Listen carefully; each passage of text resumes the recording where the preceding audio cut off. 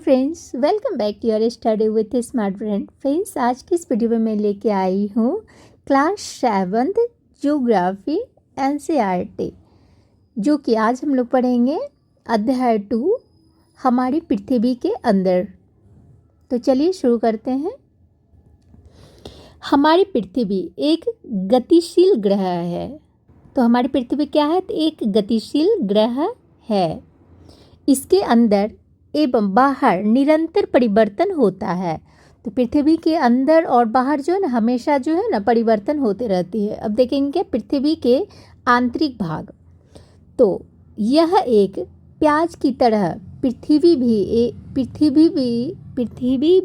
एक के ऊपर एक संकेंद्री परतों से बनी है। तो यहाँ पे बोला जा रहा है कि जैसे प्याज होता है, एक के ऊपर एक परत चढ़ा हुआ रहता है, वैसे ही हमारी पृथ्वी भी जो है ना एक परत के ऊपर परत चढ़ी हुई रहती है। तब देखते हम लोग क्या, परपटी। तो चलिए परपटी देखते हैं। तो परपटी यहाँ पे पहले फिगर में आप देख लीजिए, ये हुआ पृथ्वी के जो है ना, पृथ्वी के सबसे ऊपर वाला भाग को कहते हैं परपटी। तब चलिए पढ़ते हैं। परपटी पृथ्वी की सतह की सबसे ऊपरी परत को परपटी कहते हैं। तो वो सबसे ऊपरी परत है। यह सबसे पतली परत होती है। तो ये परत जो होती है ना, सबसे पतली परत होती है।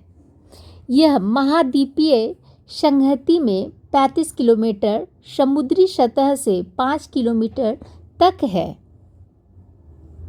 महाद्वीपीय संहति सिलिका एवं एल्युमिनियम से बनी है। तो ये महाद्वीपीय संहति किससे बनी है? तो ये सिलिका और एल्युमिनियम से बनी हुई है। इसलिए इसे क्या कहते हैं? इसलिए इसे कहते हैं सियाल या सिलिका तथा एल्मीना। तो यहाँ पे देख सकते हैं पृथ्वी के आंतरिक भाग क्या क्या है। तो ये परपटी के बारे में हम लोग देख लिए हैं। अब स्थल मंडल है, कोड मंडल है, कोड मंडल को ही सीमा भी कहते हैं, और ये बाह्य कोड है। परपटी के ठीक नीचे मेंटल, जो कि 2900 किलोमीटर तक फैला सबसे आंतरिक परत कोड है, जिसकी त्रिज्या कितनी होती है? तो ये होगी आपको 3500 किलोमीटर है। यह मुख्यतः निकेल एवं यह किससे से बना होता है? ये परत तो निकेल और लोहे की बनी हुई होती है, तथा इसे निफे या निकिल तथा फे से हो गया आपको फेरस कहते हैं। पृथ्वी के आयतन का केवल प्रतिशत हिस्सा ही परपटी में 84% मेंटल एवं 15% हिस्सा कोर है। पृथ्वी की त्रिज्या कितनी होती है? तो ये होगी आपको 6371 किलोमीटर की है। अब देखते हैं नोट। विश्व की सबसे गहरी खान दक्षिण अफ्रीका में स्थित है। तो विश्व की सबसे गहरी खान कहाँ है? तो ये होगी आपको दक्षिण अफ्रीका में स्थित है। ये क्वेश्चन पूछा जा सकता है। नोट 2 में है, पृथ्वी के केंद्र तक पहुँचने के लिए आपको समुद्र की सतह पर 6000 किलोमीटर गहराई तक खोदनी होगी। अगर पृथ्वी के मतलब अंदर अगर आपको समुद्र के नीचे अगर ज़मीन अगर देखना है ना, तो उसके लिए आपको जो है ना गड्ढा करना पड़ेगा। जैसे मतलब इतना गहरा होता है, जैसे कि 6000 किलोमीटर गहराई खोदना पड़ेगा, तभी आपको जो है ना समुद्र की गहराई पता चलेगी। तो अब देखते हैं क्या, शैल एवं खनिज। पृथ्वी की परपटी अनेक शैलों से बनी हुई है। तो पृथ्वी की परपटी कैसे बनी हुई है? तो ये अनेक शैलों से बनी हुई है। पृथ्वी की खनिज पदार्थ के किसी भी प्राकृतिक पिंड को शैल कहते हैं। मतलब पृथ्वी पे जो भी कोई भी खनिज पदार्थ रहते हैं ना, उसी को कहते हैं शैल कहते हैं। शैल विभिन्न रंग एवं आकार गठन की हो सकती है। मतलब ये जो शैल जो है ना, अलग अलग रंग के हो सकते हैं, अलग अलग आकार के हो सकते हैं। शैल मुख्यतः रूप से तीन प्रकार के होते हैं। तो शैल कितने प्रकार के होते हैं? तो शैल 3 प्रकार के होते हैं। तो ये होगी आपको आग्नेय, जिसे आग्नेय शैल कहते हैं। अवसादी मतलब सेडिमेंट्री शैल कहते हैं। और कायांतरित मेटामोर्फिक सेल कहते हैं इसको। तो अब देखते हैं क्या आग्नेय मतलब क्या होता है, आग होता है। इग्नियस सेल देखते हैं। द्रवित मैग्मा ठंडा होकर ठोस हो जाता है। इसमें क्या होता है, द्रवित मैग्मा जो है ना ठंडा होकर ठोस हो जाती है। इस प्रकार बने शेल को आग्नेय शेल कहते हैं। इन्हें प्राथमिक शेल भी कहते हैं। तो इसे क्या कहते हैं, आग्नेय शेल को क्या कहते हैं और प्राथमिक शेल भी कहते हैं। ये 2 प्रकार के होते हैं। तो ये आग्नेय शेल कितने प्रकार के होते हैं, तो ये 2 प्रकार के होते हैं। तो पहला हो गया आपको अंतर्भेदी शेल जिसे ग्रेनाइट कहते हैं, और बहिर्भेदी शेल। तब देख लेते हैं हम लोग।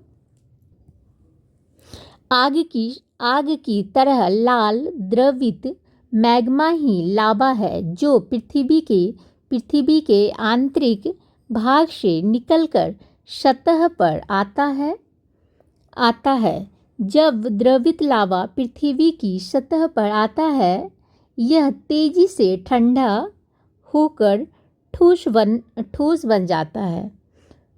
पर्पटी पर इस प्रकार से बने शेल को बहिर्भेदी आग्नेय शेल कहते हैं।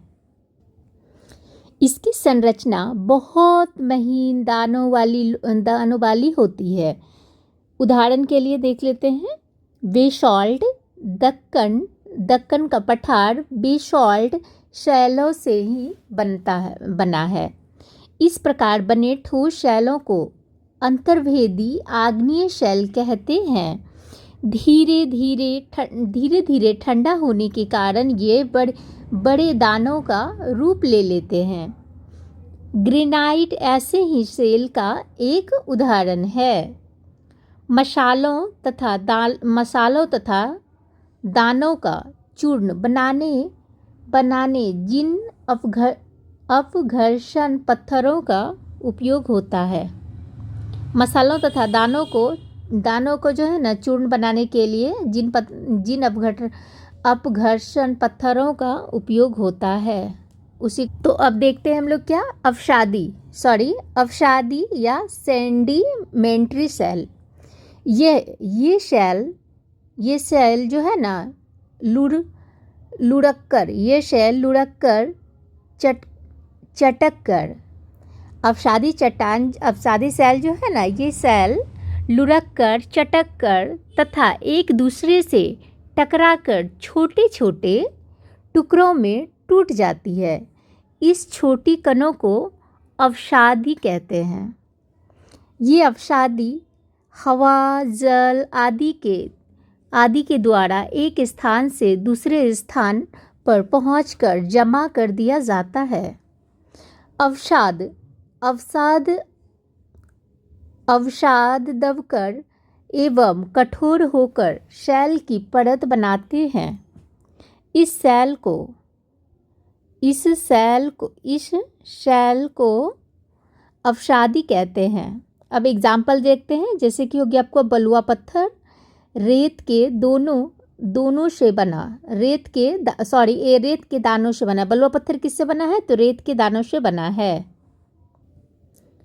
तो अब देखते हैं हम लोग क्या, कायांतरित सेल। एक अवसादी सेल उच्च ताप एवं दाब के कारण कायांतरित सेलों में परिवर्तित हो सकती है। तो कायांतरित सेल में कैसे परिवर्तित होती है, तो एक अवसादी सेल उच्च ताप एवं दाब के कारण कायांतरित सेलों में परिवर्तित हो सकती है। एग्जाम्पल देख लेते हैं, जैसे चिकनी मिट्टी स्लेट में एवं चूना पत्थर संगमरमर में परिवर्तित हो जाती है। अब देखते हैं क्या, जैसे लाल किला लाल बलुआ पत्थर से बना है और ताजमहल किससे बना है, तो ये बना है आपको सफ़ेद संगमरमर से बना है। तब देखते हैं क्या, खनिज प्राकृतिक रूप में पाए जाने वाले पदार्थ हैं। तो क्या हैं खनिज, क्या हैं, तो ये हैं आपको प्राकृतिक रूप में पाए जाने वाले पदार्थ हैं जिनका निश्चित भौतिक गुणधर्म एवं निश्चित रासायनिक मिश्रण होता है। कोयला को एग्जाम्पल देख लेते हैं। कोयला प्राकृतिक गैस एवं पेट्रोलियम ईंधन के रूप में उद्योग में एल्युमिनियम, सोना, यूरेनियम आदि। Thank you friends. I hope कि अगर आप लोग को पसंद आती है फ्रेंड्स तो प्लीज़ शेयर कीजिए, लाइक कीजिए एंड सब्सक्राइब कीजिए। और अगर PDF अगर चाहिए आप लोगों को तो प्लीज़ कमेंट कीजिए। Thank you.